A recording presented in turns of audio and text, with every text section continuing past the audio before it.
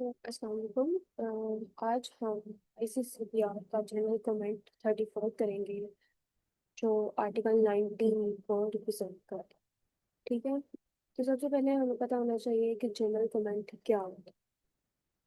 सही है, लेकिन 19 article freedom of expression. General comment का हमें पता होना चाहिए कि जनरल कमेंट असल में है क्या। तो जनरल कमेंट शोज करता है इंटरप्रिटेशन को।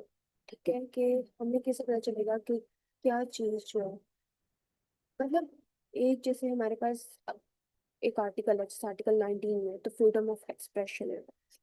सही है, तो अब हमें नहीं पता कि फ्रीडम ऑफ एक्सप्रेशन के अंदर क्या क्या चीज़ आती है। अच्छा, उन्होंने लिखा हुआ है कि everybody have a right to express, लेकिन हम किस किस तरह एक्सप्रेस कर सकते हैं, ये हमें उसके मीन्स नहीं पता है।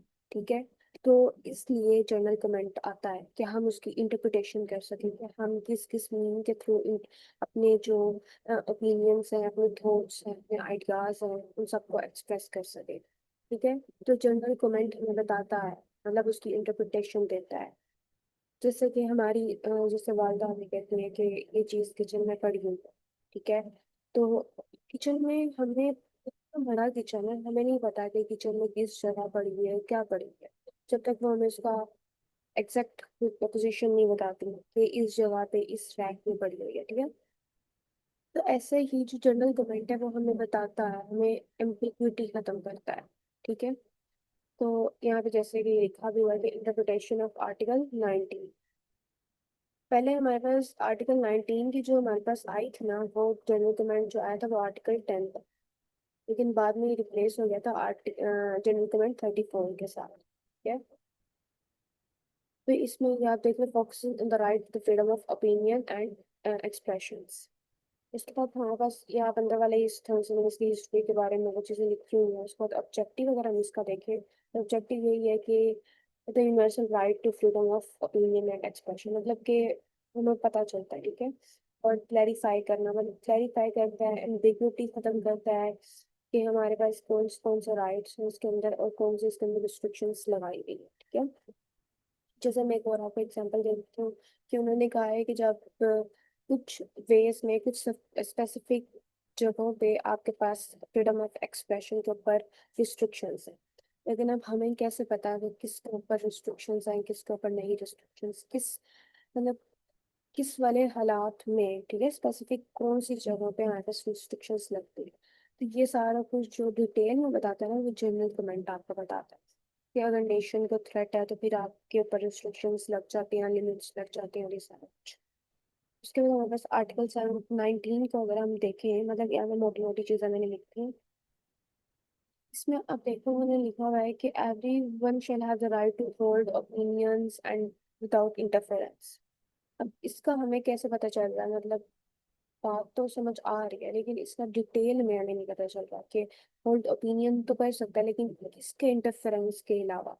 ठीक है, तो मैं यहाँ पे थोड़ा सा आप लोगों को बता देती हूँ कि होल्ड ओपिनियंस हमारे ये आइडियाज हैं, थॉट्स। ठीक है, तो विदाउट इंटरफेरेंस गवर्नमेंट की, मतलब इंटरफेरेंस के अलावा, लाइक के आप, अगर अभी मैं कुछ सोच रही हूँ तो उसके ऊपर कोई भी लिमिट नहीं मुझे कर सकता कि ये नहीं सोच सकते या ये नहीं सोच सकते।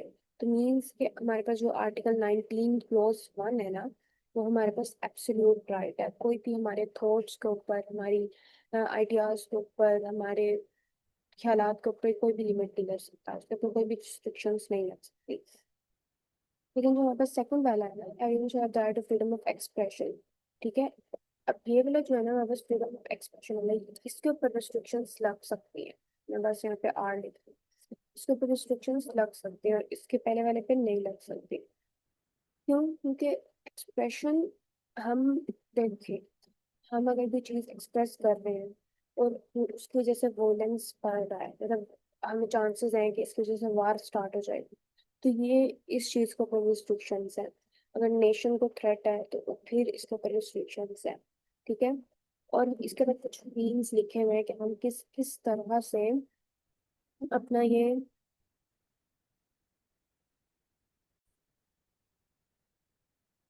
एक्सप्रेशन को शो कर सकते हैं, लाइक orally भी लिखा हुआ है, राइटिंग के थ्रू भी कर सकते हैं, आर्ट के थ्रू भी, मीडिया भी, न्यूज़पेपर, टेलीविजन, ये सारा कुछ। ठीक है, यहाँ पे टीवी आ जाता है मेरे पास, न्यूज़पेपर आता है,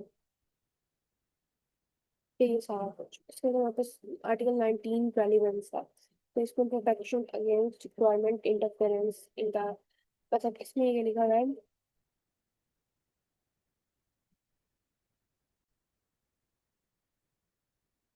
तो इसमें ये लिखा हुआ है कि जो हमारी गवर्नमेंट है ना, वो इंटरफेरेंस नहीं करेगी हमारे आइडियाज में, और वो कर भी नहीं सकते। ठीक है, और दूसरा ये है कि अगर हमारे एक्सप्रेशन को, लाइक कि अगर हमने किसी रिलीजियस डिबेट में हिस्सा ले लिया, अगर हम क्रिटिसिज्म कर रहे हैं, अगर हम पॉलिटिकल इश्यूज के खिलाफ बोल रहे हैं, तो ये इसका ये मतलब नहीं है कि वो नेशन को थ्रेट होगा। ठीक है, तो अगर हमारी गवर्नमेंट हमें इन चीज़ों से रोकती है, किसी पर लिमिट लगाती है, तो ये हमारी जो डेमोक्रेसी है उसको, मतलब उसके खिलाफ जा रही है। क्योंकि हम जो भी कंट्री, डेमोक्रेटिक कंट्रीज हैं, जैसे पाकिस्तान की एग्जांपल ले लें, तो ये वाइटल है, मतलब कि एक्सप्रेशन जरूरी है एक डेमोक्रेटिक कंट्री के लिए। अगर वो अपने एक्सप्रेशंस को दबा देंगी, अगर नहीं कर पाएंगी, तो वो डेमोक्रेटिक कंट्री कैसे है। दूसरा ये है कि अगर एक, मतलब एक हमारे पास डॉक्यूमेंट्स आए उसमें हर एक पॉलिटिकल पर्सन की करप्शन के बारे में लिखा हुआ है, तो ये हमारे, और हम अगर उसके खिलाफ बोलते हैं, तो ये हमारे अकाउंटेबिलिटी शो करवा रहे हैं। ठीक है, कि हम उन्हें अकाउंटेबल लेके आ रहे हैं। उसके बाद ट्रांसपेरेंसी शो करती है, फिर फ्रीडम ऑफ थॉट आ जाता है इसमें, मतलब कि सारा कुछ जरूरी है। कि अगर हम, हमारे पास एक्सप्रेशन नहीं होगा, तो फिर डेमोक्रेटिक कंट्री नहीं होगी, ट्रांसपेरेंसी नहीं होगी, अकाउंटेबिलिटी नहीं होगी, फिर वो डेमोक्रेटिक कंट्री तो रही नहीं ना। इसलिए ये सब कुछ जरूरी है।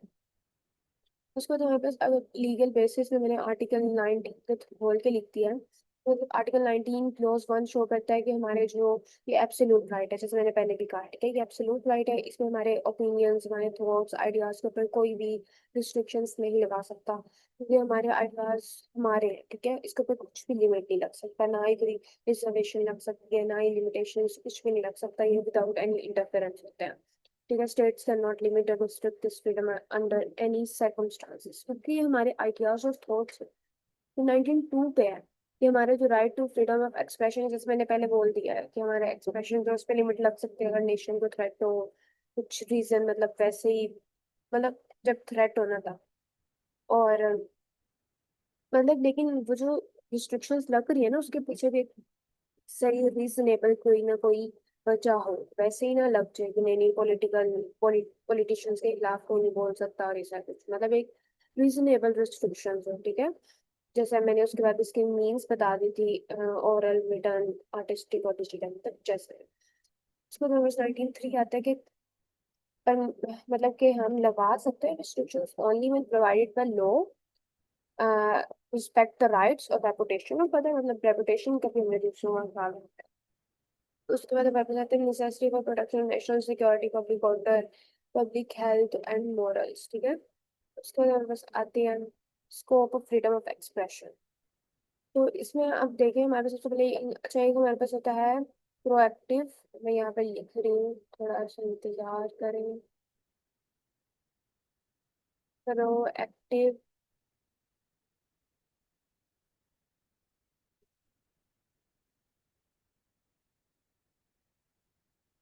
डिस्क्लोजर,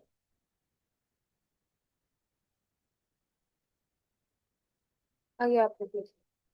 प्रोएक्टिव डिस्क्लोजर जो होता है ना, इसका ये मतलब होता है कि अगर लाइक कि टीचर है, उसने आप लोगों के एग्जाम्स चेक किए हैं, ठीक है, तो ये मैं एक मतलब बहुत लीस्ट लेवल पे जाके एग्जांपल दे रही हूँ, जो इसके अंदर वैसे आती नहीं है, लेकिन बस समझाने के लिए।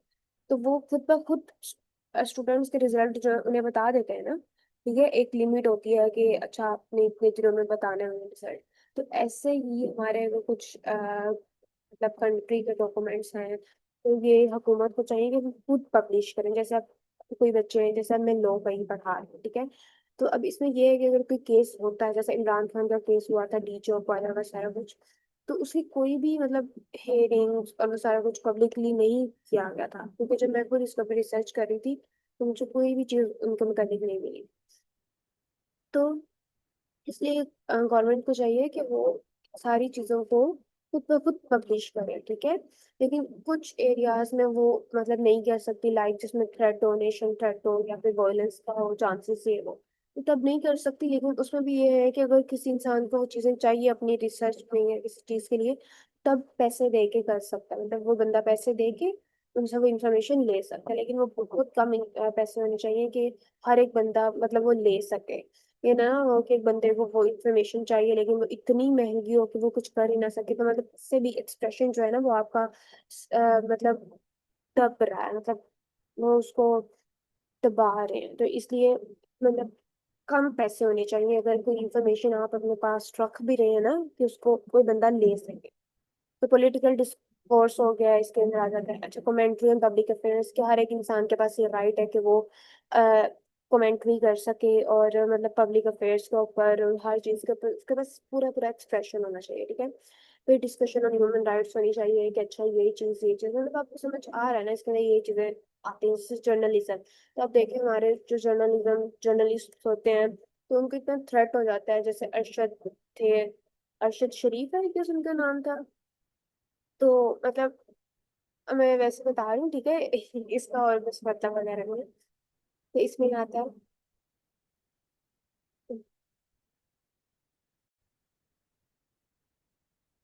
और उसमें जैसे हमारे जर्नलिज्म और मीडिया फ्रीडम, जर्नलिज्म में जिसे मैं बता रही थी कि हमारे थ्रेड्स होते हैं ना, उनको तो वो एक्सप्रेस नहीं कर सकते कि उनकी लाइफ में चली जा रही है सारा कुछ। इसलिए हमें चाहिए कि हम अपने जो इन्वायरमेंट है उसको इतना क्लियर बनाए कि जो हमारा जर्नलिज्म है, मीडिया है, वो हमें विदाउट एनी फियर हर एक इंफॉर्मेशन दे। ना पाकिस्तान में कैसे होता है कि जो मीडिया होते हैं उनको लेकर थ्रेट्स होते हैं और वो फिर मतलब एक स्पेसिफिक टीम को साथ दे रहे होते हैं, जैसे कि और इन्हें ये भी नहीं करना चाहिए, मीडिया को भी चाहिए तो वो पूरी की पूरी इंफॉर्मेशन सही तरह मतलब सिटीजन तक पहुंचाए। आजकल क्या होता है कि जो